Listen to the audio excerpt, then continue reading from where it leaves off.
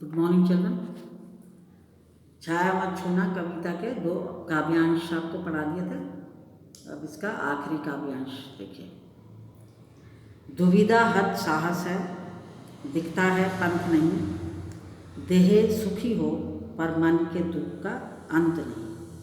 पहले इसके अर्थ देख लीजिए। दुविधा हत साहस का अर्थ होता है साहस होते हुए भी दुविधाग्रस्त होना, मतलब दुविधा में पड़े रहना, मुसीबत में पड़े रहना, परेशानी में पड़े रहना, समझ ना आना क्या करना है क्या नहीं करना है। और पंथ होता है रास्ता, और रस बसंत होता है आनंद से भरा हुआ बसंत, और वरण होता है स्वीकार करना, आगे आएगा आपके। रस बसंत आनंद से भरा हुआ बसंत, और वरण माने स्वीकार करना।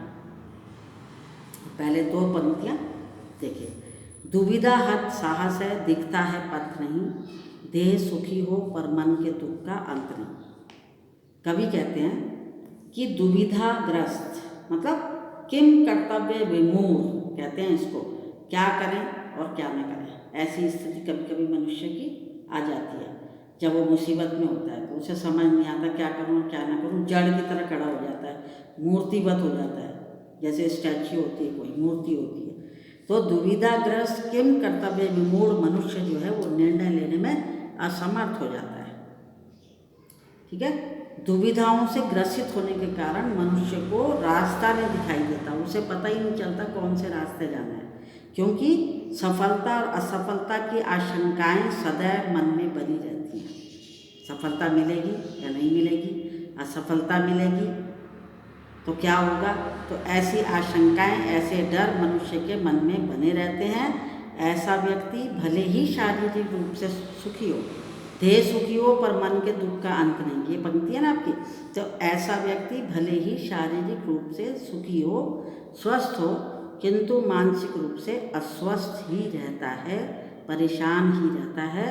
उसके मन में ऊहापोह की स्थिति बने रहने के कारण वह मन से दुखी रहता है। ऊहापोह कहते हैं क्या करें और क्या ना करें, ऐसी स्थिति वाले मनुष्य भी हैं दुनिया में। कई लोग होते हैं बहादुर, साहस होते हुए भी ऐसा जो करता है, ऐसे भी व्यक्ति हैं। और कई ऐसे हैं जो मुसीबत आने पर साहस से काम लेते हैं, उनकी स्थिति ऐसी नहीं होती कि क्या करूं और क्या ना करूं। एक बार और समझ लीजिए, इस पंक्ति की मुश्किल है थोड़ी सी, कि दुविधाग्रस्त मनुष्य निर्णय लेने में असमर्थ रहता है, किम कर्तव्य विमूढ़ हो जाता है वो, मतलब क्या करूं और क्या ना करूं। दुविधाओं से ग्रसित होने के कारण मनुष्य को कोई भी रास्ता दिखाई नहीं देता, क्योंकि असफलता और सफलता की आशंकाएं उसके मन में हमेशा बनी रहती हैं। और ऐसा व्यक्ति भले ही शारीरिक रूप से स्वस्थ हो या सुखी हो, लेकिन मानसिक रूप से अस्वस्थ ही रहता है, वो परेशान ही रहता है। तो मन में उसके ऊहापोह की स्थिति बने रहने के कारण वह मन से दुखी ही रहता है। अगली 2 पंक्तियाँ देखिए। दुख है न चांद खिला, शरत रात आने पर, क्या हुआ जो खिला, फूल रस बसंत जाने पर। तो इसमें जो है रस बसंत का अर्थ है आनंद से भरा हुआ बसंत। जब बसंत ऋतु आती है तो क्या होता है, खूब फूल अच्छे खिलने लग जाते हैं, वातावरण बड़ा सुहावना हो जाता है, इसलिए इसकी तुलना की है बसंत से। तो मनुष्य को उस समय और अधिक दुख होता है। दुख है ना चांद खिला शरद रात आने पर, मनुष्य को उस समय और अधिक दुख होता है जब शरद रात्रि में चांद की चांदनी नहीं छिटकती। शरद पूर्णिमा आती है ना, शरद पूर्णिमा में क्या होता है, कई लोग खीर बना के रखते हैं खुले आसमान के नीचे, कहते हैं शरद पूर्णिमा में रखनी चाहिए, और तब उसका प्रसाद खाते हैं रात भर के लिए रख देते हैं खीर बना के। तो शरद पूर्णिमा में ऐसा किया जाता है। तो मानव को उस समय और अधिक दुख होता है जब शरद रात्रि में चांद की चांदनी नहीं छिटकती, अर्थात सुख के अवसर होने पर सुख से वंचित रह गया। सुख का अवसर तो मिला उसे, लेकिन वो उस सुख से वंचित रह गया, उसे सुख नहीं अनुभव हुआ। समझ आई। तो क्या हुआ जो खिला, फूल रस बसंत जाने पर, जिस प्रकार आनंद रस से पूर्ण बसंत के बीच जाने पर, जिस प्रकार आनंद रस से पूर्ण बसंत के बीच जाने पर फूल खिलने से विशेष लाभ नहीं होता, उसी प्रकार उचित अवसर पर सफलता न मिलने के कारण सफलता मिलने पर भी मन उतना प्रसन्न नहीं होता जितना कि समय के अनुसार सफलता मिलने पर होता है। उसको थोड़ा सा समझ लीजिए, थोड़ा सा मुश्किल है कि जिस प्रकार मनुष्य को उस समय और अधिक दुख होता है जब शरद रात्रि में चांद की चांदनी नहीं छिटकती, अर्थात सुख के अवसर होने पर भी वह सुख से वंचित रह जाता है।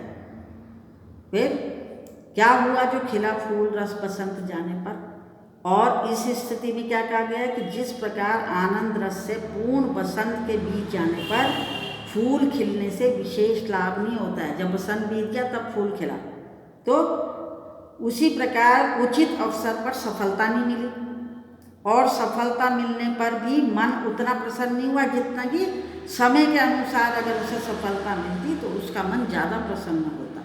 ये कहना है,